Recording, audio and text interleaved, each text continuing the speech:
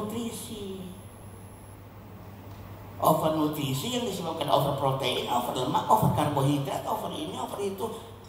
Udah gitu ditambah dengan over proteksi. Sehingga nutrisi yang masuk berlebihan itu nggak terbuang. Balik terlalu cepat juga disebabkan karena stimulasi hormonal lewat mata dan telinga. Apa itu? Pornografi. Mata sering melihat hal-hal yang nggak pantas, yang hormon-hormon kedewasaannya jadi terpacu. Penelitian saya di Provinsi Bangka Belitung, 96% siswa kelas 1 SMP terpapar pornografi.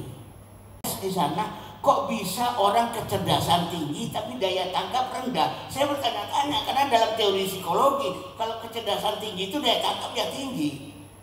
Setelah saya lacak, kenapa ini kecerdasan tinggi tapi kok daya tangkap rendah? Rupanya disebabkan karena konsentrasi rendah. Gara-gara kecerdasan tinggi, konsentrasi rendah, akibatnya daya tangkap jadi rendah. Kenapa konsentrasi rendah? Banyak melamun, banyak berkhayal. Oleh apa? Pornografi. Pornografi top. Bagaimana nggak menjadi cepat balik anak-anak? Telinganya mendengarkan kalimat-kalimat cabul, hormon kedewasaan terpacu kembali. Mata melihat pornografi, hormon terpacu kembali. Anak belum apa-apa udah dididik kedisiplinan. Kedisiplinan itu butuh hormon yang berhubungan dengan koordinasi gerak, sinergi gerak, dan kontrol gerak. TK kau diajar disiplin. Saya senang tadi mereka nggak disiplin. Tadi yang di depan itu nggak bergerak ya. Alhamdulillah saya bilang. Ini pendidikan benar baru biak ini. Tepuk tangan untuk dia. Yang nari, wah ini benar pendidikan. Yang lain muter kiri, yang lain muter kanan. Nah ini pendidikan benar ini saya bilang. Yang satu lompat, yang saya melihatin yang lompat. Nah ini anak kecil kalau dia jadi disiplin. Disiplin itu butuh hormon kedisiplinan yang baru muncul di umur 7. Lo umur 5 kalau dipaksa disiplin, akibatnya hormonnya dipacu untuk muncul lebih cepat. Itu 5 tahun hormon disiplin. Hormon-hormon itu kalau dipacu gimana nggak balik mereka kecepatan. Pendidikan disiplin di bawah 7 tahun cukup lewat keteladanan, bukan diajarkan. Makanya syariat karena butuh disiplin, butuh tertib, butuh rukun dan butuh syarat, semuanya di umur 7 kata Rasulullah. Ketika mereka sudah mumayyiz, tamyiz, punya kemampuan disiplin, kategorisasi, sistematika berpikir dan bertindak, itu ada di usia tamyiz. Apa? 7. Islam lebih keren kok. Makanya semua teori psikologi menjadikan angka 7 kayak angka keramat. Concrete operation kata Piaget 7 sampai 12. Fase latensi kata Freud 7 sampai 12. Fase conventional level kata Colbert 7 sampai 12 gitu ya. Jadi memang angka 7 itu semacam angka keramat baik dalam Islam maupun dalam teori-teori psikologi barat sekalipun. Nggak sehat, yang sudah suntik hormon, mengalami proses transgenetik, ini juga bikin balik itu kecepatan. Kita beli sayur dan buah dari Tiongkok. Sayur dan buah dari Tiongkok itu sudah mengalami proses transgenetik. Itu ada kode TX di situ. Coba lihat deh. Menggunakan apa? Menggunakan DNA babi kan? Untuk proses transgenetika itu, sehingga pemerintah Singapura walaupun sama-sama Cinanya nggak pernah beli buah dan sayur dari Tiongkok. Ini yang juga mempercepat balik. Dan kimiawi, suntik hormon, telinga yang sering mendengarkan kalimat cabul, mata yang sering menonton pornografi, pendidikan-pendidikan yang terlalu dipercepat.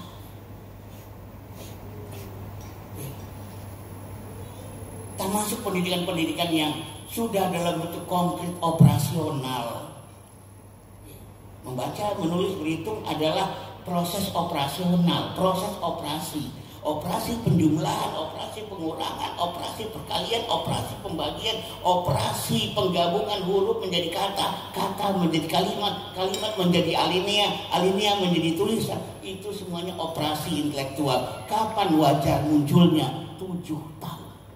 Tapi hormon-hormonnya memang dipacu menjadi lebih cepat. Dalam pendidikan berlaku kaidah tepat pada waktunya, bukan lebih cepat lebih baik. Kaidah pendidikan itu yang terbaik adalah tepat pada waktunya.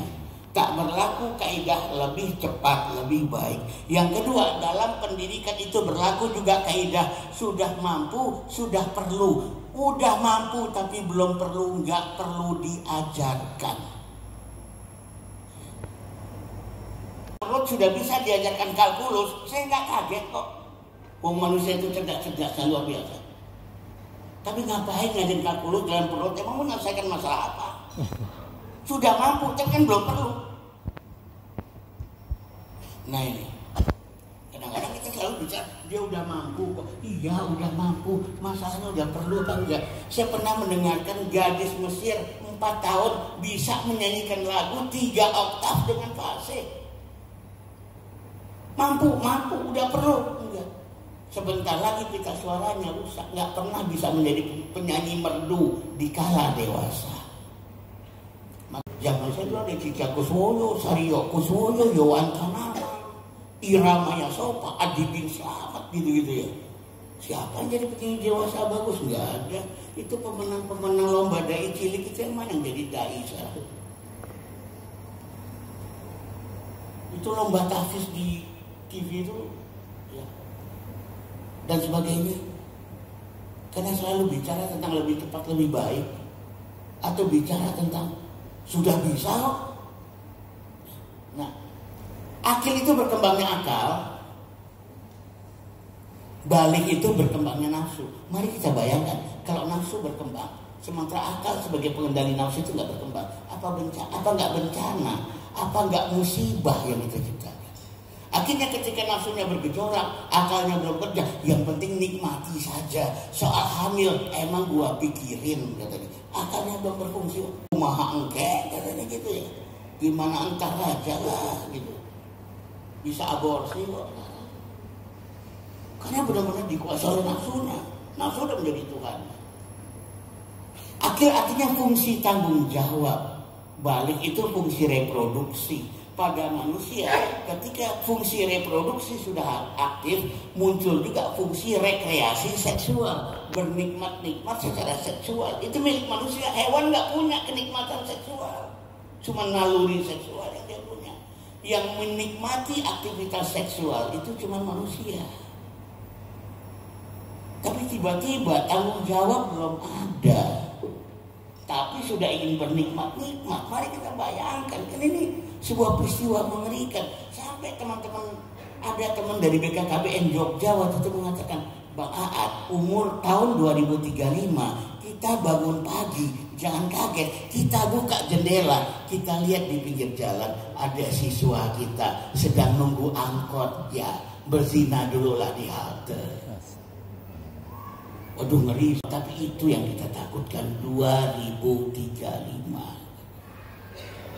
Ayahnya kalian, akil itu artinya mandiri, bertanggung jawab, siap memikul beban syariat dunia dan akhirat. Balik itu life instinct dan death instinct. Pengendali dari life instinct dan death instinct itu adalah akilnya, tanggung jawabnya dia, kemandiriannya dia, kematangannya dia, kemampuan berpikir, berakal dan sebagainya. Nah, ayah sekalian, bunda sekalian, balik yang terlalu cepat ini karena bundanya lebay. Karena ini tanggung jawab bunda terutama. Lebay, overnutrisi, overproteksi. Tapi akil yang terlambat ini karena ayahnya abai. Jadi ini persoalan bunda lebay, ayah abai melahirkan generasi alay. Kemana ayah itu sekarang?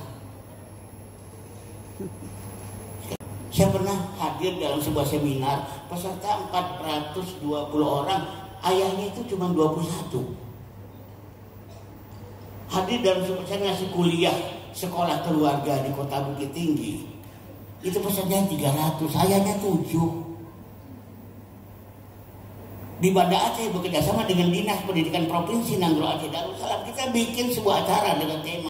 Tadi waktu pembukaan juga dibacakan surat Luqman. Luqman itu laki-laki.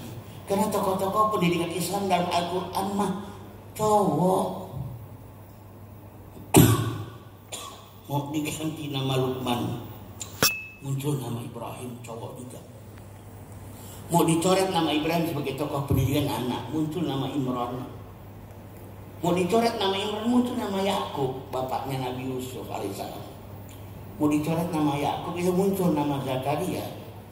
Mau berkelit sejauh apapun bicara pendidikan anak, pelakunya adalah bapak-bapak dalam Al-Quran. Maka sebuah penelitian doktoral di Kairo, Al-Azhar University di Kairo, ada 19 rangkaian ayat. Ada 17 rangkaian ayat dalam Al-Quran tentang pendidikan anak. 14 dari 17 rangkaian ayat tentang pendidikan anak, pelakunya adalah ayahnya.